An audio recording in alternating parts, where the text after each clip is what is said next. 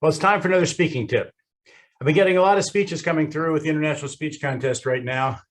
And this is one point I want to make.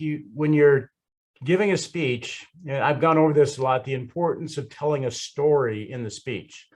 And the story gets the audience to experience the message or the point you're going to make in the speech.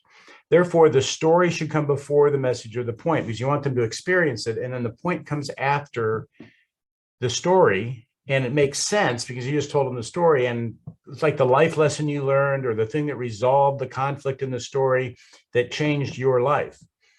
But here's the simplicity of this tip. One story per point. I've had speeches coming through that people are telling 2-3 stories, all making the same point. And it's like trying to reinforce the point. This happened to me, and then this happened to me, and then this happened to me.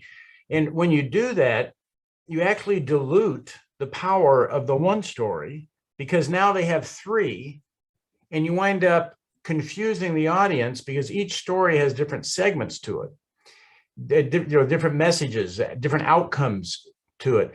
So one story, one point is the tip. Now, if you're giving a 30-minute keynote, it's a little different situation. If you're giving a 7-minute speech, you have time for one story, one point, and then you want to share how that point changed your life and how you applied that point in your life thereafter, and that makes it real to the audience.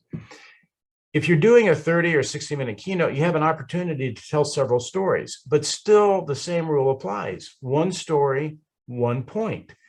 So you're going through, and let's say you have 3 major points in your keynote you want to make. Good, tell a story and what you learn and why that's important. Therefore, in the mind of the audience, it's very clear and concise, the one story, the one point, versus I had 3 stories and here was the point that came out of it. But with the 3 stories, you'd added all this, I call it added inapplicable, information and attention. You stuck the audience's attention on all these other things. So the tip today, one story, one point. And my next tip is going to be about which stories actually work best.